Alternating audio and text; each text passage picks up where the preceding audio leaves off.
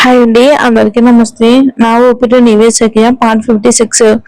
ఆర్య శ్రీనివాస సంస్థకు సంబంధించిన కొన్ని పత్రాలు చూస్తూ ఉండగా అతని ఫోన్ మోగింది. ఫోన్ అందుకుని హలో మమ్మా అని అన్నాడు.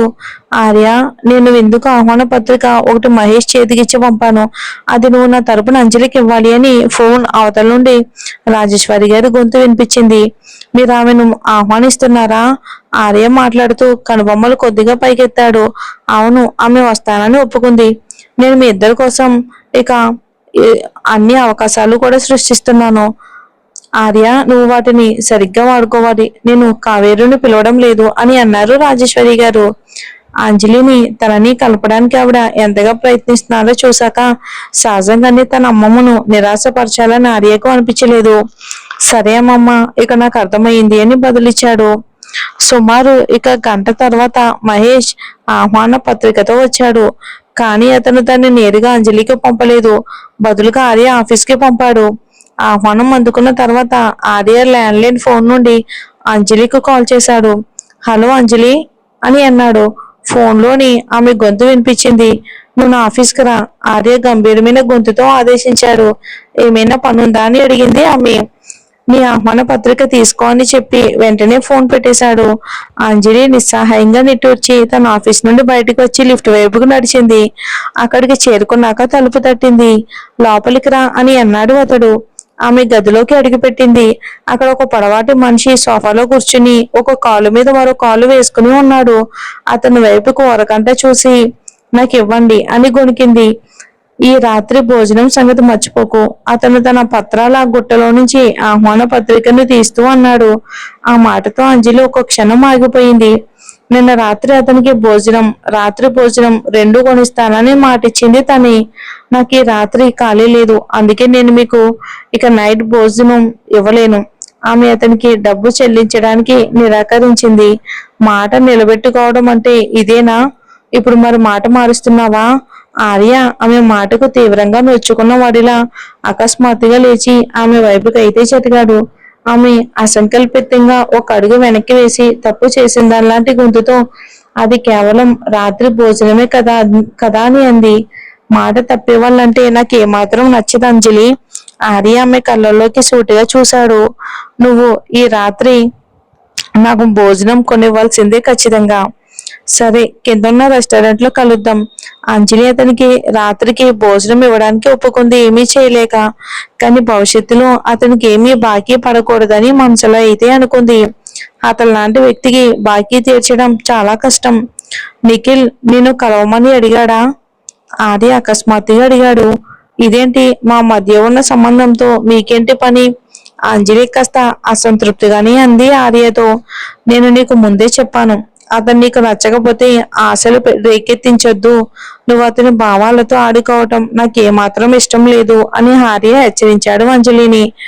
ఇతను అనవసరంగా పక్క వాళ్ళ విషయాల్లో బాగా తలదూరుస్తున్నాడు అని ఆమె ఆలోచిస్తూ ముఖం చెట్లించింది. నేను నిఖిల్ కేవలం ఫ్రెండ్స్ అంతే. నేను ఎవరి భావాలతోని ఆడుకోవటం లేదు అని ఆమె బదులిచ్చింది ఆర్యకు. కానీ నీ మీద నిఖిల్ కొన్నవి నిజమైన భావాలు. ఏదో ఒక రోజు నువ్వు అతన్ని బాధ పెడతావు. ఆర్య ముఖభావం ప్రశాంతంగా ఉన్న అతని కళ్ళల్లో లోతైన రహస్యమైన చూపు ఉంది. సరే, మా సంబంధాన్ని ఇలాగే ఉంచుతాను. అతన్ని బాధ పెట్టాను. ఈ మాట ఇచ్చి అంజలి వెనక్కి తిరిగి గది నుండి వెళ్ళిపోయింది. ఆమె మాటలు విని ఆర్య కళ్ళు చిన్నవి చేసుకున్నాడు. మూడో వ్యక్తిగా చూస్తున్న అతనికి పరిస్థితి చాలా స్పష్టంగా అర్థమవుతుంది. అంజలి ఎప్పటికీ నిఖిల్ లాంటి వాడి ప్రేమలో పడదని అతనికి తెలుసు. కాబట్టి తన తమ్ముణ్ణి కాపాడడానికి ఉన్న ఏకైక మార్గం అంజలి మీద ఆశలు వదులుకునేలా చేయటమేనని ఆర్య గ్రహించాడు. ఈ సంబంధంలో నిఖిల్ ఎంత ఎక్కువగా ఇన్వాల్వ్ అయితే అంత ఎక్కువగా బాధపడతాడు. అంజలికి జరిగిన దాని తర్వాత ఆమె ఏ మగాడి ప్రేమలోని అంత ఈజీగా అయితే పడడం కష్టం. ఆర్యకి రాత్రి భోజనం కొనివ్వాలని ఆలోచన రాగానే అంజలికి కాస్త ఉక్కిరి బిక్కిరిగా అనిపించింది. ఆమె ఆఫీస్ నుండి వెళ్లే సమయం అయ్యింది. కానీ కాసేపట్లో తన కొడుకుని తీసుకురావాలి. తన కొడుకు ఆర్య అంటే ఎంత ఇష్టమో గుర్తొచ్చి ఆమె మరింత ఇబ్బంది పడింది. సమయం చూసింది. ఆర్య నన్ను ఇంటి దగ్గర దింపడం నాకు ఇష్టం లేదు. అందుకే నేను ముందుగానే కిందకి వెళ్ళి క్యాబ్ పిలుచుకుని వెళ్ళిపోవాలి. కాస్త సర్దుకున్న తర్వాత అంజలి అందరికంటే కొంచెం ముందుగానే ఆఫీస్ నుండి బయలుదేరింది. ఆమె ల్యాబీ ద్వారం దగ్గర నిలబడి క్యాబ్ కోసం ఎదురు చూస్తూ ఉండగా తనను ఎక్కడికి వెళ్ళినా వెంబడిస్తున్నట్టు అనిపించే ఆ పడవలాంటి కారు కంటబడింది. ఆ రోల్స్ రాయిస్ ఫాంటమ్ ని చూడగానే దేని నుండి పారిపోతున్నట్టుగా ఇక భవనం నుండి బయటకు పరిగెత్తింది తను. ఆమె వెనుకే ఇంజిన్ స్టార్ట్ అవుతున్న శబ్దం వినిపించింది. అప్పుడే ఒక గ్రే కలర్ రంగు స్పోర్ట్స్ కారు ఎంట్రన్స్ దగ్గర నుండి దూసుకొని వచ్చి నేరుగా ఆ రోల్స్ రాయిస్ ను దాటుకుని అంజలి వెనుక వేగంగా వెళ్ళింది. ఆమె షాక్కి గురై దాని నుండి తప్పించుకోవడానికి పక్కకు దూకింది. ఆ స్పోర్ట్స్ కారు కీచుమని శబ్దం చేసి గట్టిగా ఆగింది. డ్రైవర్ సీట్ లో నుంచి దిగిన ఆ వ్యక్తి మరెవరో కాదు, మన నిఖిల్. నిఖిల? అంజలి ఆశ్చర్యంతో నోటమాట రానట్టు అతడి వైపుకు చూసింది. నిఖిల్ అల్లరిగా నవ్వుతూ ఆమె కోసం కారు ముందు సీటు తలుపు తెరిచి ఒక్క గులాబీల గుత్తును బయటికి తీసి ఆమెకు అందించాడు. ఇదిగో అంజలి, నీకోసమే. ఈ పువ్వులు నాకెందుకు ఇస్తున్నావు నిఖిల్? ఆమె ఆ ఫ్లవర్స్ ని అందుకుంటూ ఏమీ అర్థం కానట్లుగా అడిగింది. నచ్చాయా? అతను ఆమెను ఆశగా చూస్తూ అడిగాడు. ఈ రాత్రి భోజనానికి వెళ్దామా అని అన్నాడు. ఈ రాత్రా? ఆ సరే.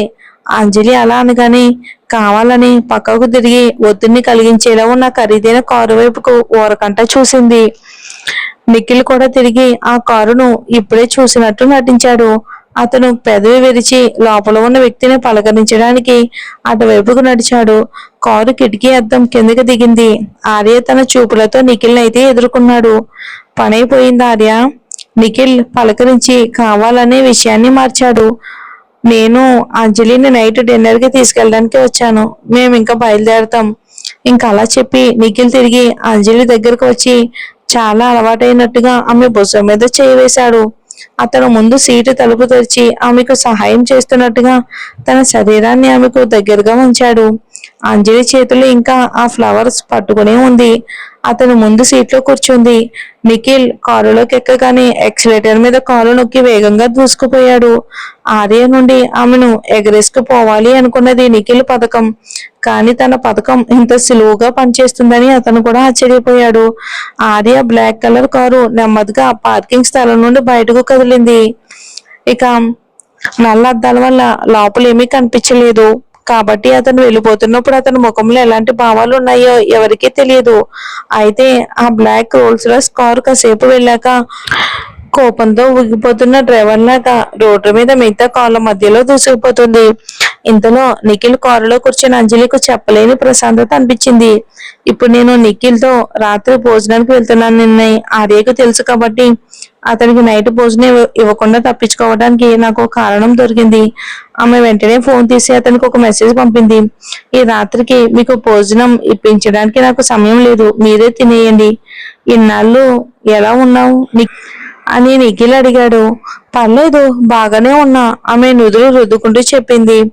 అంజలి, నేను నీ ఆఫీస్ దగ్గరలోనే ఒక ఆఫీస్ భవనం అద్దెకు తీసుకోవాలి అని నిర్ణయించుకున్నాను.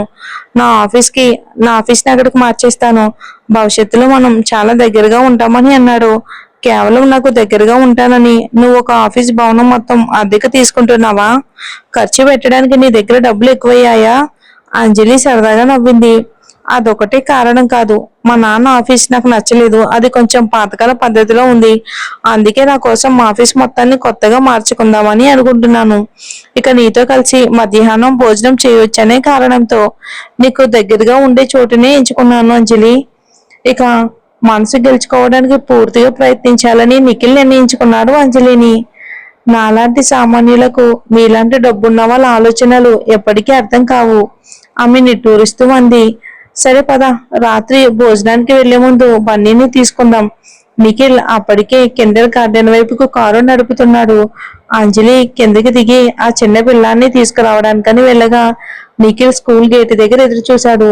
కాసేపటికి ముగ్గురు కలిసి దగ్గరలో ఉన్న ఒక రెస్టారెంట్ కి నైట్ భోజనానికి వెళ్లారు. అంజలి దొంగచాటుగా తన ఫోన్ చూసింది. ఆర్య నుండి ఎలాంటి మెసేజ్ రాలేదు. అతను ఆ మెసేజ్ చూశాడో లేదో కూడా ఆమెకు తెలియదు. రాత్రి భోజనం తర్వాత నిఖిల్ ఎప్పట్లాగానే బన్నీకి కానుకలు కొనడానికి షాపింగ్ కి తీసుకెళ్లాడు. ఇలాంటివి చేయకుండా నిఖిల్ ఆపడం తన వల్ల కాదని అంజలికి తెలుసు.